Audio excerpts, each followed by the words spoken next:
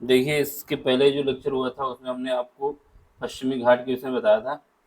ठीक, पश्चिमी घाट में जो इम्पोर्टेंट है, जहाँ से क्वेश्चन अक्सर पूछ लेता है, उसके विषय में देख लो। यहाँ पे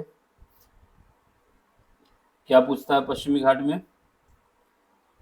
थाल घाट कहाँ पे है, किन दो नगरों को कनेक्ट करती है, मुंबई और नागपुर को।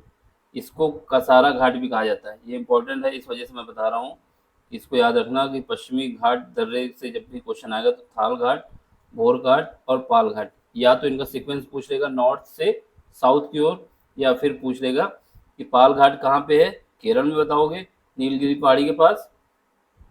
और थाल घाट कहाँ पे, महाराष्ट्र, मुंबई से नागपुर को कनेक्ट करता है। भोर घाट कहाँ है, महाराष्ट्र से मुंबई। फिर इसके बाद हमने पूर्वी तट के विषय में बताया था। पूर्वी तट के विषय में जो इम्पोर्टेंस है कि आंध्र प्रदेश में पूर्वी घाट को क्या कहा जाता है, नल्लामलाई, पालकोंडा, वेलिकोंडा, पालकोंडा वेलिकोंडा। ठीक है। तो इसका तेलंगाना में इसको क्या कहा जाता है, शेषाचलम पहाड़ियों के नाम से जाना जाता है। तमिलनाडु में ये सीक्वेंस इंपॉर्टेंस है। इसका क्वेश्चन जो है यूपीएससी में भी आया हुआ है कि ये सीक्वेंस पूछ लेगा आपसे कि जावेदी, शिवराय, पंचम मलई, सिरुमलई। ये सीक्वेंस जो हमारा है नॉर्थ से साउथ की ओर है। अब आपसे सीक्वेंस में इनको आगे पीछे कर देगा, फिर उसके बाद कहेगा अरेंज करने के लिए इनको साउथ साउथ से नॉर्थ लगाएं या फिर नॉर्थ से साउथ लगाएं। जैसे अरेंज करने को आएगा इस लगा देना है, बस सीक्वेंस याद रखना। इसको हमने नॉर्थ से साउथ पे लिखा हुआ है, जावेत्री, शिवराय, पंचमलई, सिरुमलई। अब आगे की क्वेश्चन देखो यहाँ पे, पूर्वी घाट एवं पश्चिमी घाट के तटीय मैदान। जैसे हमारे पास ये प्यारा भारत है ना, तो यहाँ पे क्या हुआ है कि नदियों द्वारा इसको काटा गया है। ठीक, नदियों द्वारा जब काटा गया तो यहाँ पर मैदान थोड़ा बन गया है। तो ये मैदान जो बना है इसको क्या कहा जाता है, पूर्वी घाट। और जो यहाँ पे मैदान बना हुआ है इसको कहा जाता है पश्चिमी घाट। ठीक है, तो पूर्वी घाट ज़्यादा चौड़ा है और पश्चिमी घाट कम चौड़ा है। और यहाँ पर खेती भी अच्छी खासी होती है, उपजाऊ मिट्टी है। तो इसके इसमें देख लो क्या है, तटीय क्षेत्रों में सक्रिय पट्टी में स्थित जलोढ़ निर्मित संरचना है। वही है कि नदियों द्वारा यहाँ पे पहाड़ों को काट काट के जलोढ़ इकट्ठा किया गया है। और ये कब बना था, इसकी जो उत्पत्ति हुई है प्लिस्टोसीन से हेलोसीन, प्लिस्टोसीन से हेलोसीन काल के बीच हुई है। कौन सा काल के बीच हुई है, प्लिस्टोसीन और हेलोसीन काल के बीच हुई है। ठीक है, रीजन वही है कि नदियों द्वारा जो है जलोढ़ लाकर निक्षेप किया गया है। प्लिस्टोसीन से हेलोसीन काल के बीच हुई है।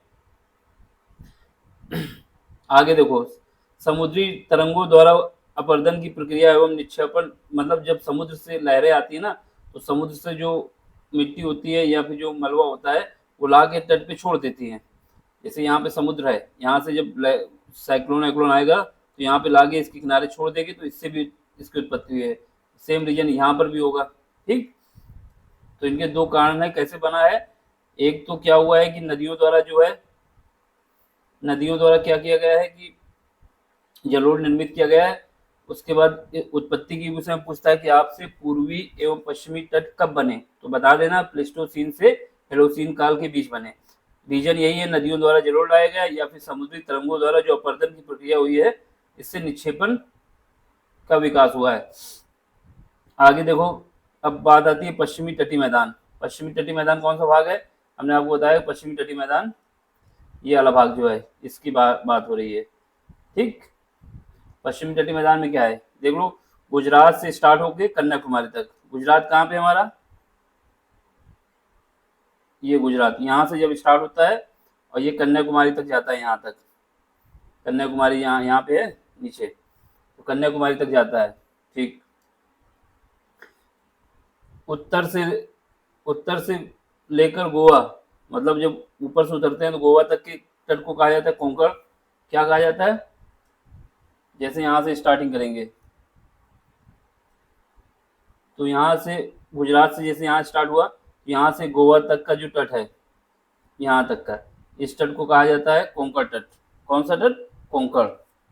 ये है तुम्हारा कोंकण तट, कोंकण तट। ठीक, फिर उसके बाद गोवा से लेकर कर्नाटक के मैंगलोर तक का कन्नड़ तट कहा जाता है। ये इंपॉर्टेंट है, इसका सीक्वेंस भी पूछता है और सीधे नाम भी पूछ लेता है।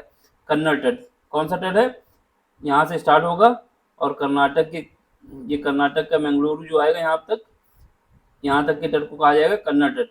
ऊपर वाले के कोंकण, इसको कन्नड़, ठीक।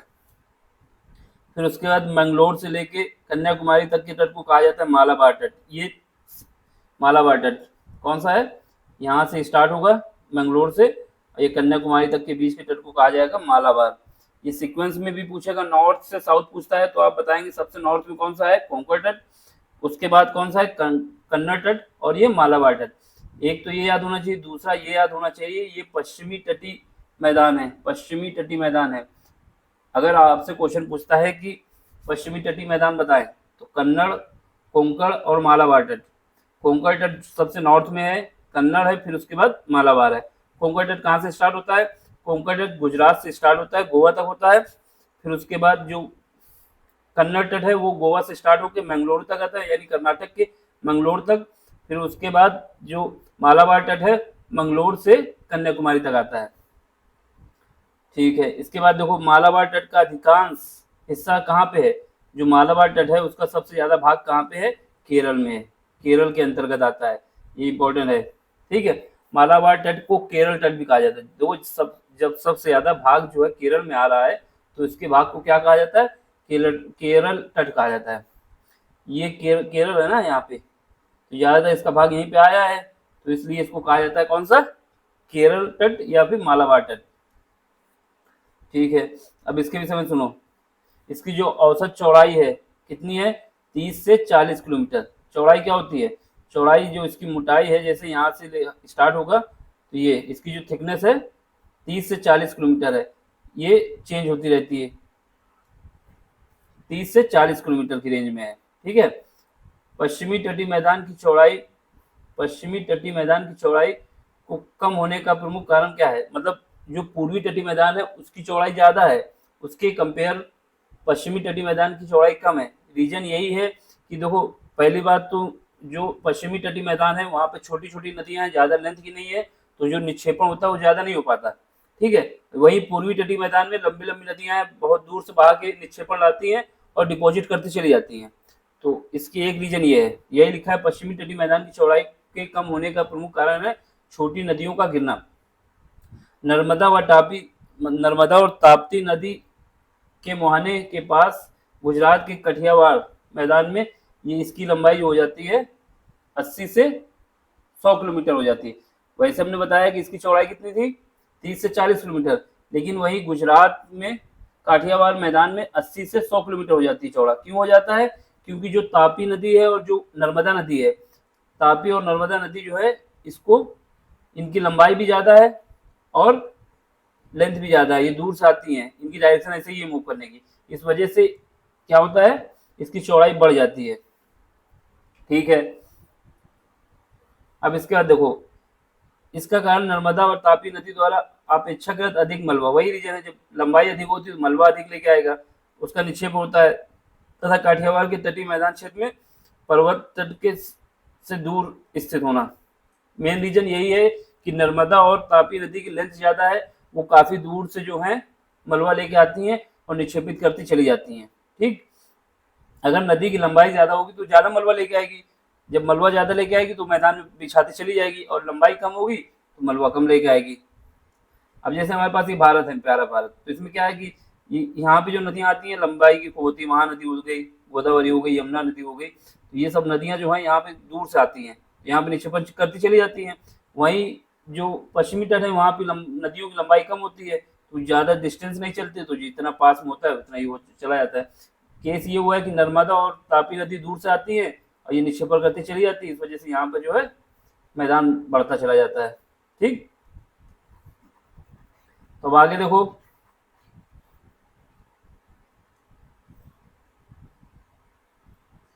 ठीक है, हो गया यहाँ पे। अब बात आती है पूर्वी तटी मैदान की, किसकी, पूर्वी तटी मैदान। पूर्वी तटी मैदान कौन सा है, ये वाला भाग जो है, ये जो भाग है ये पूर्वी तटी मैदान है, ये वाले भाग को पूर्वी तटी मैदान कहा जाएगा। जैसे इसके विषय में हमने बताया था, कहाँ से स्टार्ट हुआ था, गुजरात के काठियावाड़ से कहाँ तक गया था, पहले गया था गोवा के पणजी तक, इसको क्या कहा गया था, कोंकण तट। कौन सा तट, कोंकण। फिर उसके बाद यहाँ से स्टार्ट हुआ था पणजी से, और ये मंगलुरु के, कर्नाटक के मंगलुरु तक गया था, इसको क्या कहा गया था, कन्नड़ तट। फिर कन्नड़ तट के बाद जो मंगलुरु से कन्याकुमारी तक गया था उसको क्या कहा गया था, मालाबार तट। ठीक है, ये मालाबार तट था। वैसे ही यहाँ पर बात आती है पश्चिम पूर्वी तटीय मैदान में, इसको देख लो क्या क्या कहा जाएगा पूर्वी तटीय मैदान को। पहली बात तो ये स्टार्ट कहाँ से होगा, हुगली नदी के मुहाने से लेके कन्याकुमारी तक, दोनों कन्याकुमारी तक हैं।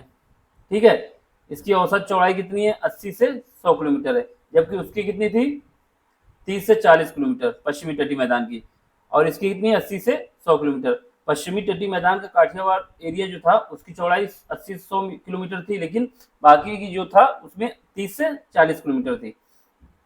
सर्वाधिक चौड़ाई इसमें कहाँ पे है, तमिलनाडु में है।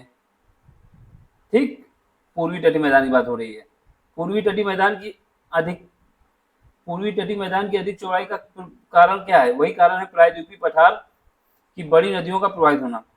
जैसे पश्चिमी तटीय मैदान में क्या था, पश्चिमी तटीय मैदान में छोटी छोटी नदियां बह रही थी, तो मैदान ज्यादा चौड़ा नहीं हो पाया था। लेकिन प्रायद्वीपीय मैदान में जो नदियां हैं वो अधिक लंबाई की हैं और अधिक दूरी से आती हैं। इससे प्रायद्वीपीय नदियों द्वारा जो मलबा लेके आया जाता है वो काफी दूर तक निक्षेपित किया जाता है। तो बस वही रीजन है। इसे पूर्वी तटीय मैदान की अधिक चौड़ाई का प्रमुख कारण है प्रायद्वीपीय पठार की बड़ी नदियां। वहां पे छोटी नदियां थी, यहाँ पे बड़ी हैं, तथा डेल्टा का बनना, डेल्टा बनता है। अब सुनो, उड़ीसा में पूर्वी तटीय मैदान को क्या कहा जाता है, उत्कल कहा जाता है। क्या कहा गया, उत्कल, ये याद रखना। उत्कल मैदान पूछता है आपसे तो क्या बताएंगे, उत्कल जो है उड़ीसा के पास है, ये पूर्वी तटीय मैदान का भाग है। ठीक है, आंध्र प्रदेश में गोदावरी और कृष्णा नदियों के बीच के मैदान को क्या कहा जाता है, उत्तरी सरकार। सबसे ऊपर हो गया उत्कल, फिर उसके बाद उत्तरी सरकार, और तमिलनाडु में क्या कहा गया इसको, कोरोमंडल तट, कोरोमंडल तट। ठीक है, पूर्वी तटीय मैदान का विस्तार अधिक होने एवं कृषि हेतु उपयुक्त होने के कारण यह पश्चिमी घाट की तुलना में अधिक जनसंख्या होती है। देखो रीजन समझो, देखो एक तो यहाँ की इसकी चौड़ाई ज्यादा है, पश्चिमी तटीय मैदान की, पूर्वी तटीय मैदान की चौड़ाई ज्यादा है। चौड़ाई ज्यादा होने के कारण यहाँ पर जो जनसंख्या है ज्यादा है, जनसंख्या ज्यादा, और यहाँ पर खेती भी बहुत अच्छी खासी होती है। ठीक, इसके बाद ये तो कोई समुद्र में नहीं है, ये इसी के तट पे हम आपको दिखा रहे हैं, केवल यहाँ पे ये इतना रीजन है जो ये है ना दिखा रहा है, ये समुद्र का पानी नहीं दिखाएंगे। ठीक, तो इसके बाद क्या है, इसमें क्वेश्चन कैसे बनते हैं। पहले क्वेश्चन बन सकता है कि आपसे पूछ लेता है कि मालाबार तट किसका हिस्सा है, पश्चिमी तटीय मैदान का है कि पूर्वी तटीय मैदान का है। तो अभी हमने बताया था मालाबार तट किसका है, पश्चिमी तटीय मैदान का है। फिर उसके बाद पूछ लेता है कोंकण तट किसका है, कोंकण तट किसका है, पश्चिमी का कि पूर्वी का, तो हम बताएंगे पश्चिमी का है। फिर उसके बाद पूछ लेगा कि कोरो ये क्या है, उसके बाद पूछेगा आपसे कोरोमंडल किसका हिस्सा है, तो कोरोमंडल जब हिस्सा पूछेगा तो हम बता देंगे ये पूर्वी तटीय मैदान का है। उत्तरी सरकार किसका हिस्सा है, तो ये हम बता देंगे कि ये पूर्वी तटीय मैदान का है। ठीक, तो उत्कल मैदान किसका हिस्सा है, तो ये भी बताएंगे ये पूर्वी तटीय मैदान का है। तो एक तो सीक्वेंस याद रखना होता है कि कितने सीक्वेंस है, सीक्वेंस का मतलब है कि नॉर्थ से साउथ की ओर आएंगे तो इनका अरेंजमेंट कैसे होगा। ठीक है, तो जैसे हमने बताया कि जो उड़ीसा के पास मैदान है, उड़ीसा के पास के मैदान को क्या कहा जाता है, उत्तरी सरकार, उत्कल मैदान क्या कहा जाता है, उत्कल तट।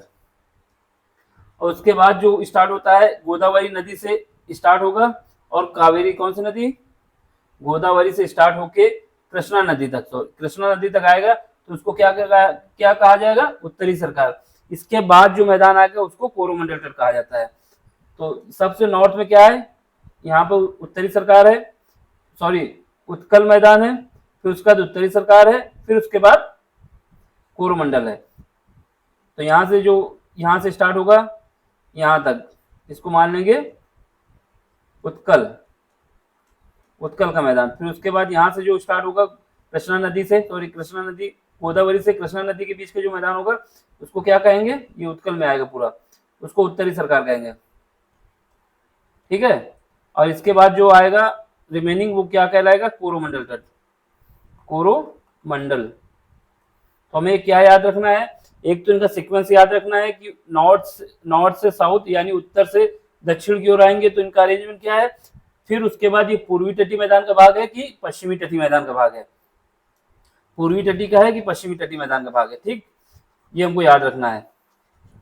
अब चलो आगे देख लो, इसमें कुछ याद हो ना याद हो, बस हमको ये जरूर याद होना चाहिए क्या कि पूर्वी तटी मैदान के अंतर्गत क्या क्या आता है। पूर्वी तटी मैदान के अंतर्गत आता है मेरा उत्कल का तट, उत्तरी सरकार और कोरोमंडल तट, ये इतना याद होना चाहिए। और पश्चिमी तटी मैदान के अंतर्गत क्या आता है, तो ये याद होना चाहिए हमारे पास कोंकण तट, कन्नड़ तट और मालाबार तट। कोंकण, कन्नड़, मालाबार। अब देखो आगे, यहां तक हो गया। अगला देखो, अब क्या बात आ रही, अंडमान निकोबार द्वीप समूह की बात आ रही है। अंडमान निकोबार द्वीप समूह कहाँ पे है भारत में, ये रहा हमारा अंडमान निकोबार द्वीप समूह। कहाँ पे है, भारत के ईस्ट की ओर है। और ये कहाँ से मिलाओगे, नीचे आओगे तमिलनाडु से ईस्ट की ओर जाओगे, वैसे सेंटर से आओगे तो कहाँ पे कहलाएगा, north, sorry south east, south east कहलाएगा। लेकिन हम यहाँ से देखेंगे, ये भी अंडमान निकोबार द्वीप समूह का हिस्सा है। ये रहा मेरा, ये अंडमान, ये है, ये तो लिखा हुआ है, ये नहीं, ये पार्ट है, ये वाला पार्ट है, ये हम लोगों का अंडमान निकोबार द्वीप समूह है। इसमें क्या क्या याद रखना है, देख लो, जो इंपॉर्टेंस है सारे पॉइंट हमने लिखे हैं, कहीं ना कहीं किसी एग्जाम में आए हुए हैं। ठीक, तो इसमें देखो क्या है, अंडमान और निकोबार द्वीप समूह, अंडमान के द्वीपों में महा अंडमानी, ओंगे, जारवा और कौन सी है, सेंटिनली नाम की 4 निग्रेटो जातियां हैं। कौन कौन सी जातियां, ये याद रखना। अंडमान निकोबार द्वीप समूह में 4 जातियां जरूर याद होनी चाहिए। पहला महा अंडमानी, ये तो याद रहेगा क्योंकि अंडमान से नाम आ रहा है। ओंगे, क्या है, ओंगे, जारवा और सेंटिनली, ओंगे, जारवा और सेंटिनली, ये 4 जातियों याद होना चाहिए। और इनकी जो प्रजाति है निग्रेटो है, निग्रेटो, ठीक, निग्रेटो जातियां। तो इनका क्या याद रखना है हमको, अंडमान में 4, दो महा अंडमानी तो याद रहेगा सबको क्योंकि अंडमानी याद शब्द आ रहा है।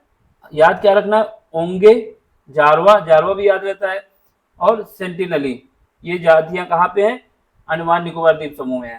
ठीक, इनकी कौन सी प्रजाति है, निग्रेटो, कौन सी, निग्रेटो। अब इसके बाद बात आती है निकोबार द्वीप समूह में क्या है, निकोबारी तथा सोमपेन, ये जो थी अंडमान द्वीप समूह में थी, अंडमान द्वीप समूह में थी। और निकोबार द्वीप समूह में कौन कौन सी है, अंडमान की अलग हो गई, निकोबार की अलग हो गई। निकोबार में निकोबारी याद रहेगा, और सोमपेन, 2 जातियां हैं। ये मंगोलाइड है, निकोबार की मंगोलाइड है, अंडमान की निग्रेटो है। निकोबार की मंगोलाइड है और अंडमान की निकोबार की मंगोलाइड है और अंडमान की निग्रेटो है। तो अंडमान में क्या याद रखना है, महा अंडमानी, ओंगे, जारवा, सेंटिनली। और निकोबार में क्या याद रखना है, निकोबारी, सोमपेन। ठीक, अब इसके बाद बात आती है क्या, ये देखो 10 डिग्री चैनल के विषय में पूछता है। 10 डिग्री जो उत्तरी अक्षांश है, ये क्या करता है, 10 डिग्री उत्तरी अक्षांश के उत्तर में क्या स्थित है, अंडमान द्वीप समूह। उत्तर में क्या है, अंडमान द्वीप समूह, जैसे ये लाइन है, इसके ऊपर क्या है, अंडमान द्वीप समूह, और दक्षिण में क्या है, निकोबार द्वीप समूह। तो हमको क्या बताना होगा, क्वेश्चन पूछेगा कि 10 डिग्री चैनल किनको अलग करता है, तो हम बता देंगे अंडमान को और निकोबार द्वीप समूह को। 10 डिग्री चैनल किसको अलग करता है, तो हम बताएंगे कि अंडमान और निकोबार द्वीप समूह को 10 डिग्री चैनल अलग करता है। ठीक है, अब देखो आगे क्या है, अंडमान एवं निकोबार द्वीप समूह अराकान योमा का ही बंगाल की खाड़ी में विस्तार है। मतलब अराकान योमा जो पर्वत था, अराकान योमा पर्वत यहाँ से स्टार्ट हुआ था, ऐसे आते आते ऐसे मिल गए, यहाँ पे आया, ये नीचे की ओर जब टूटा फूटा है ना, तो ये नीचे धंसा हुआ है, तो इसी का रीजन है ये। तो अंडमान निकोबार द्वीप समूह किसका हिस्सा है, अराकान योमा पर्वत का, अराकान योमा पर्वत समूह का ही हिस्सा है क्या, अंडमान निकोबार द्वीप समूह। अराकान योमा के जब हम दक्षिण की ओर बढ़ते हैं तो द्वीपों का निम्नलिखित क्रम होता है। देखो ये क्रम पूछता है क्वेश्चन, इस वजह से ये क्रम लिखा है। अराकान योमा में जब नीचे क्या करेंगे, नीचे की ओर आएंगे, हम दक्षिण की ओर जाएंगे तो क्या होगा, नीचे की ओर आने का मतलब है दक्षिण की ओर जाना। तो इसमें क्या होगा, इनका जो सीक्वेंस दिया गया है ये याद होना चाहिए। जैसे कोको द्वीप आ जाएगा, कोको द्वीप, उत्तरी अंडमान आ जाएगा, उत्तरी अंडमान आ जाएगा, मध्य अंडमान आ जाएगा, मध्य अंडमान आ जाएगा, दक्षिणी अंडमान आ जाएगा, दक्षिणी आ जाएगा। देखो ये तो याद, कोको याद रखेंगे, सबसे ऊपर नॉर्थ में क्या है कोको, फिर उसके बाद उत्तरी, फिर मध्य, फिर दक्षिणी, ये तीन याद हो गए। इसके बाद आता है लिटिल अंडमान, कौन सा, लिटिल अंडमान, फिर उसके बाद 10 डिग्री चैनल आ जाता है, फिर कार निकोबार आ जाता है, फिर ग्रेट निकोबार आ जाता है। ये सीक्वेंस इंपॉर्टेंट है कि इनको हमको याद होना चाहिए। इनमें से 3 दे देगा, पूछ देगा नॉर्थ से साउथ क्या है इनका डायरेक्शन, ठीक। तो क्या है, देखो ये सीक्वेंस याद है तो क्वेश्चन हो जाएगा। कैसे, कोको द्वीप समूह तो याद होना चाहिए, फिर उत्तरी, मध्य, दक्षिण, ये अंडमान के विषय में हो जाएगा, फिर लिटिल, फिर 10, लिटिल के बाद 10 डिग्री, फिर कार और ग्रेट, ऐसे याद रखना है। अब आपसे क्वेश्चन डीपली पूछ सकता है कि लिटिल अंडमान और कार निकोबार, लिटिल अंडमान और कार निकोबार को कौन सी उत्तरी अक्षांश अलग करती है, तो हम बता देंगे 10 डिग्री, क्योंकि ये इन दोनों के बीच में है, ठीक है। अब देखो अंडमान निकोबार की सबसे ऊंची चोटी कौन सी है, अंडमान निकोबार की सबसे ऊंची चोटी है सैंडल पीक। कौन सी है, सैंडल पीक, जिसको उत्तरी अंडमान भी कहा जाता है। अंडमान और निकोबार द्वीप समूह की सबसे ऊंची चोटी है सैंडल पीक, जिसको उत्तरी अंडमान भी कहा जाता है। अंडमान निकोबार का सबसे बड़ा द्वीप द्वीप कौन सा है, देखो सबसे बड़ा पूछता है तो मध्य अंडमान। मध्य अंडमान नॉर्थ से जब उतरते हैं तो किस सीक्वेंस में आता है, पहले तो आएगा कोको, फिर उत्तरी, फिर मध्य आएगा। तो ये सबसे बड़ा हमारा द्वीप है अंडमान निकोबार द्वीप समूह का, मध्य अंडमान। पूछ लेगा आपसे कि सबसे बड़ा द्वीप कौन सा है, तो मध्य अंडमान। सबसे ऊंची चोटी कौन सी है, सैंडल पीक। 10 डिग्री चैनल के विषय में सुनो, 10 डिग्री चैनल लिटिल अंडमान और कार निकोबार द्वीप समूह के बीच है। 10 डिग्री चैनल लिटिल अंडमान और कार निकोबार द्वीप समूह के बीच में है। एक बात और, ये भारत का सबसे दक्षिणतम बिंदु कौन सा है, अगर पूछता है आपसे भारत का सबसे दक्षिणतम बिंदु कौन सा है तो बताएंगे इंदिरा पॉइंट। जैसे उत्तरी पॉइंट पूछता है तो इंदिरा कॉल है, सबसे उत्तरी पॉइंट पूछता है तो इंदिरा कॉल है। सबसे दक्षिण यानी सबसे नीचे वाला पॉइंट कौन सा है, जहां पर भारत का कब्जा है, इंदिरा पॉइंट, जिसको पिगमेलियन पॉइंट भी कहा जाता है। कौन सा, पिगमेलियन, पिगमेलियन पॉइंट भी कहा जाता है। ग्रेट निकोबार ये कहां पे स्थित है, ग्रेट निकोबार में, क्योंकि सबसे दक्षिण पॉइंट कौन सा है, सबसे दक्षिण में ग्रेट निकोबार है। और ग्रेट निकोबार में कौन सा पॉइंट पाया जाएगा सबसे नीचे, इंदिरा पॉइंट। कौन सा है, अगर तो इसमें दिखा रहा हो तो दिखा दें, वैसे दिखाएगा तो नहीं क्योंकि पूरा ये है नहीं मैप। तो इंदिरा पॉइंट, ठीक है। अब बात आती है लक्षद्वीप की। ये हो गया मेरा, क्या हुआ, अंडमान निकोबार द्वीप समूह। राजधानी तुमको पता होना चाहिए, पोर्ट ब्लेयर है। कौन सी है, पोर्ट ब्लेयर। अब देखो अब क्या बात आ रही, लक्षद्वीप। लक्षद्वीप कहाँ पे, ये जो है ये लक्षद्वीप का रीजन है, ये लक्षद्वीप है, ठीक। सुनो अब लक्षद्वीप के विषय में। लक्षद्वीप भारत का सबसे छोटा केंद्र शासित प्रदेश है। सबसे छोटा कौन सा है, लक्षद्वीप। लक्षद्वीप का सबसे बड़ा द्वीप कौन सा है, एंड्रोइड, ये याद होना चाहिए। लक्षद्वीप का सबसे बड़ा द्वीप कौन सा है, एंड्रोइड। कौन सा, एंड्रोइड। गंगा सागर और न्यू म्यूर द्वीप, गंगा सागर और न्यू म्यूर द्वीप, न्यू म्यूर द्वीप कौन सा है, हुगली नदी पे। गंगा सागर और न्यू म्यूर द्वीप कहाँ पे, ये थोड़ा इसका नहीं है, लक्षद्वीप का, ये याद होना चाहिए हमको जनरल नॉलेज के लिए। गंगा सागर और न्यू म्यूर द्वीप किसका है, हुगली नदी में है। ये पॉइंट हम लिख दिए यहाँ पे। व्हीलर द्वीप कहाँ पे है, उड़ीसा और ब्राह्मणी नदी में। तो हमें लक्षद्वीप के विषय में 2 पॉइंट याद रखना है। पहला, सबसे छोटा केंद्र शासित प्रदेश है, फिर उसके बाद सबसे बड़ा द्वीप कौन सा है, एंड्रोइड है। अब इसके बाद कुछ पॉइंट है, जैसे गंगा सागर और न्यू म्यूर द्वीप कहाँ पे है, तो हुगली नदी में है। ये लक्षद्वीप से नहीं है, ये हमको जनरल नॉलेज में पता होना चाहिए। व्हीलर द्वीप कहाँ पे है, उड़ीसा में ब्राह्मणी नदी पे। व्हीलर द्वीप उड़ीसा में ब्राह्मणी नदी में है। श्रीहरिकोटा कहाँ पे? आंध्र प्रदेश के तट पर। इसरो का, यहाँ से इसरो क्या करता है? लॉन्चिंग पैड है, यहीं से मिसाइलें जो सैटेलाइट लॉन्च किए जाते हैं, सैटेलाइट यहाँ से ही लॉन्च किए जाते हैं। ठीक है, इसके बाद बात आती है मन्नार की खाड़ी में स्थित कौन सा है? तमिलनाडु और श्रीलंका के मध्य। आपसे पूछेगा कि मन्नार की खाड़ी कहाँ पे स्थित है, तो तमिलनाडु और श्रीलंका के मध्य। बात आती है पंबन द्वीप। पंबन द्वीप किसके बीच है? मन्नार की खाड़ी में स्थित है, यहीं पर रामेश्वरम है। पंबन द्वीप मन्नार की खाड़ी में स्थित है, यहीं पर रामेश्वरम है। क्या है? रामेश्वरम। सबसे पूर्वी हिस्सा कौन सा है? धनुषकोटी। सबसे पूर्वी हिस्सा कौन सा है? धनुषकोटी। राम सेतु का प्रारंभ होता है जहां से। सबसे पूर्वी हिस्सा कौन सा है? धनुषकोटी। यहीं से हमारे पास राम सेतु प्रारंभ होता है। भारत का सबसे पूर्वी हिस्सा पूछेगा आपसे तो आप बताएंगे कि धनुषकोटी जो है सबसे पूर्वी हिस्सा है। पूर्वी मतलब इस तरफ का जो भाग है, तो ये भारत का सबसे पूर्वी हिस्सा है। क्या है? धनुषकोटी, जहां से राम सेतु प्रारंभ होता है। अब बात आती है अलियाबेट द्वीप। अलियाबेट द्वीप कहाँ पे है? अलियाबेट द्वीप आपसे पूछता है कि कहाँ पे है, तो बताएंगे गुजरात में खंभात की खाड़ी में नर्मदा नदी के मुहाने पर है। अलियाबेट कहाँ पे है? गुजरात में खंभात की खाड़ी में नर्मदा नदी के मुहाने पर है। फिर उसके बाद पेट्रोलियम के भंडार की बात की जाए तो इसमें क्या होता है? दोहन शुरू, मतलब अलियाबेट द्वीप समूह में जो है पेट्रोलियम के खोजे गए हैं कि यहाँ पर पेट्रोलियम है, लेकिन अभी काम शुरू नहीं हुआ है। एलिफेंटा द्वीप समूह कहाँ पे है? मुंबई के पास स्थित है एलिफेंटा। अब कुछ देखो तुम्हें याद रखने, क्या याद रखने है कि द्वीपों का क्रम। क्या द्वीपों का क्रम है? उत्तर से दक्षिण की ओर। ये किसके विषय में है? ये हमारे पास लक्षद्वीप में जो द्वीप है उनका क्रम क्या है? लक्षद्वीप, मिनिकॉय और मालदीव।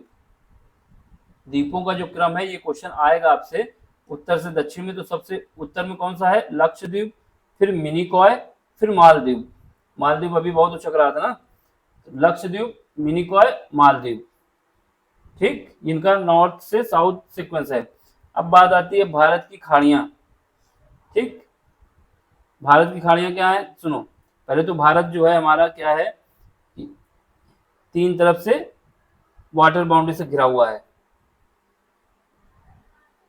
ये तीन तरफ से वाटर बाउंड्री है। ठीक है, तो सुनो, भारत की खाड़ियों में तीन ओर से भूमि से घिरा हुआ छोटा समुद्री। भारत वैसे भी दो, जब बड़ा सा कोई होल्ड रीजन जो होता है हमारा, कोई कंट्री है, जैसे ये पूरा भाग जो है तीन ओर से पानी से घिरा हुआ है, तो इसको क्या कहा जाता है? क्योंकि ये भारत का एरिया है पूरा, तो इसको कहा जाता है पेंसुला, यानी प्रायद्वीपी कहा जाता है। ठीक, वही अगर छोटा भाग जैसे छोटा सा है, ये तीन ओर से पानी से घिरा हुआ है, तो इसको क्या कहा जाएगा? इसको कहा जाएगा खाड़ी। छोटा भाग अगर घिरा होगा तो उसको खाड़ी कहेंगे। तीन ओर भूमि से घिरा हुआ छोटा समुद्री खाड़ी कहलाता है। मतलब अगर पानी से घिरा हुआ है तो उसको क्या कहेंगे हम? बड़ा सा भाग, तो उसको हम कहेंगे प्रायद्वीपी या पेंसुला। वही अगर कोई चीज है, लैंड है, तीन ओर से भूमि से, मतलब तीन ओर भूमि है, एक तरफ पानी है, तो उसको क्या कहेंगे? खाड़ी कहेंगे। तीन ओर भूमि है और एक तरफ खाड़ी है, मतलब एक तरफ पानी है। जैसे ये रहा, इस रीजन को देखो, इस रीजन के तीन, यहाँ पे जैसे बैठे हम, यहाँ से यहाँ पर भी भूमि, यहाँ पर भी भूमि, तीन तरफ भूमि है, मतलब लैंड मास है। यहाँ पर केवल एक क्या है? पानी है, तो इसको कहेंगे खाड़ी। खाड़ी क्या कहेंगे? तीन ओर से भूमि से यानी लैंड से घिरा हो और एक तरफ केवल पानी हो, तो इसको कहेंगे, क्या कहेंगे? खाड़ी कहेंगे। ठीक, अगर तीन ओर जल से घिरा हो और एक तरफ केवल भूमि हो तो उसको कहेंगे प्रायद्वीपी। तो वही सुनो, यहाँ पे तीन ओर भूमि से घिरा हुआ छोटा समुद्री खाड़ी कहलाता है। मतलब तीन ओर क्या है? भूमि है, ये इंपॉर्टेंट है, तो इसको क्या कहेंगे? छोटा सा क्षेत्र हो तो उसको खाड़ी कहेंगे। ठीक, जैसे कच्छ की खाड़ी। कच्छ की खाड़ी कहाँ है? गुजरात में। कच्छ की खाड़ी यहाँ पे है। ठीक, ये रीजन जो जैसे हम जहाँ बैठे थे बता रहे थे, ये भी कह सकते हो। तो यहाँ पे कच्छ की खाड़ी यहाँ पे है, ये खंभात की खाड़ी अलग है। ये कच्छ की है, ये खंभात की है। अब देखो, फिर उसके बाद क्या है,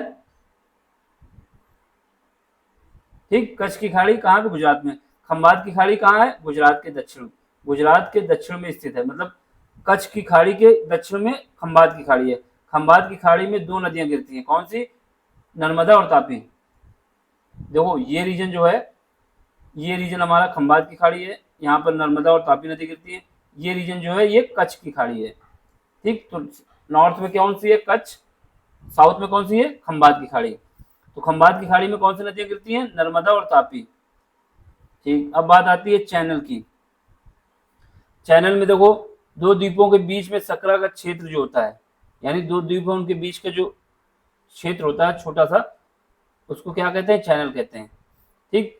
10 डिग्री चैनल क्या है, लिटिल अंडमान व कार निकोबार के बीच स्थित है, लिटिल और कार निकोबार द्वीप समूह के बीच स्थित है। 9 डिग्री चैनल किसके बीच है, लक्षद्वीप और मिनिकॉय के बीच। लक्षद्वीप और मिनिकॉय के बीच कौन सा चैनल है, 10 डिग्री, सॉरी 9 डिग्री। 10 डिग्री किसके बीच है, लिटिल और कार निकोबार के बीच। 8 डिग्री चैनल की बात आती है, ये किसके बीच है, मिनिकॉय और मालदीव के बीच। मिनिकॉय और मालदीव के बीच कौन सा स्थित है, 8 डिग्री चैनल। कोको चैनल की बात आती है, कोको चैनल सुनो, कोको चैनल क्या है, अंडमान और म्यांमार। कोको चैनल कहाँ पे है, अंडमान और म्यांमार के कोको द्वीप के बीच स्थित है, यानी कोको द्वीप किसका हिस्सा है, म्यांमार का है। और कोको चैनल कहाँ पे है, अंडमान और म्यांमार के बीच है, ठीक। तो अभी हमें याद क्या रखना है, अभी हमको ये याद रखना है कि 10 डिग्री चैनल जो है लिटिल अंडमान व कार निकोबार के बीच स्थित है। 9 डिग्री चैनल किसको किसको अलग करता है, लक्षद्वीप और मिनिकॉय को। 8 डिग्री चैनल किसको अलग करता है, मिनिकॉय और मालदीव को। कोको चैनल किसको अलग करता है, अंडमान और म्यांमार को, ठीक है। अब अगला चैप्टर जो है वो हम लोगों का है नदी, हिमालय की नदियां। इसको जो है अगले लेक्चर में कराएंगे, ठीक। समझ में आ रहा है तो आपको लाइक करना है, शेयर करना है, सब्सक्राइब करना है। समरी ले लो, समरी में क्या है कि हमको अगर चैनल के विषय पूछता है, 10 डिग्री चैनल किसको अलग करेगा, तो बताना होगा लिटिल व कार को, कार निकोबार की बात हो रही है। 9 डिग्री पूछता है तो लक्षद्वीप और मिनिकॉय को। 8 डिग्री पूछता है तो मिनिकॉय और मालदीव को। कोको वाला पता रहेगा, म्यांमार और अंडमान को।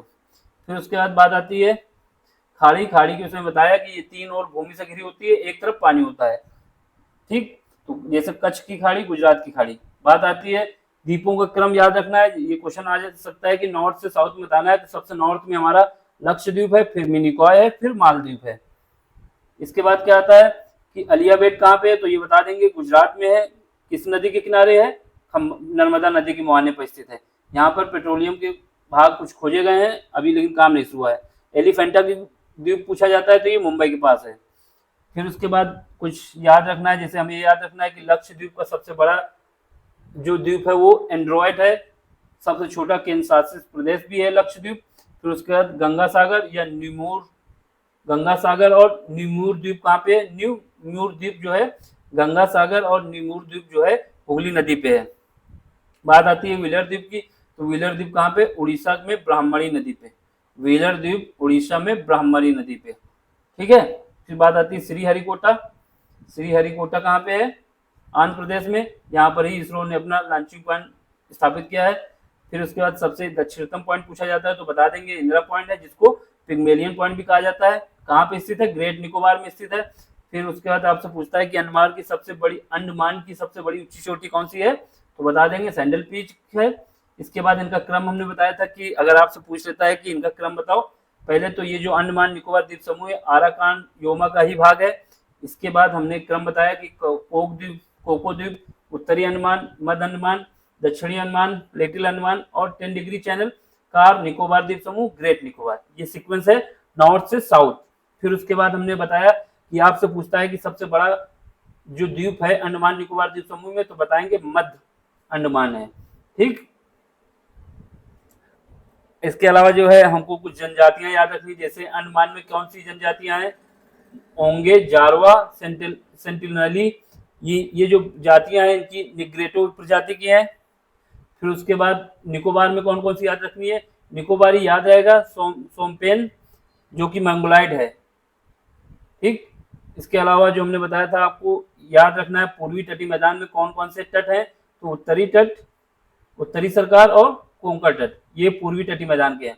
पूर्वी तटीय मैदान की जो चौड़ाई है 80 से 100 किलोमीटर के बीच है। ठीक, याद रखना है, ये सीक्वेंस इंपॉर्टेंट है। उत्तरी, जो हमारे पास पूर्वी तटीय मैदान के उत्तर से दक्षिण की ओर क्रम पूछ लेगा तो उसमें बताएंगे उत्कल तट, उत्तरी सरकार और कोरोमंडल तट।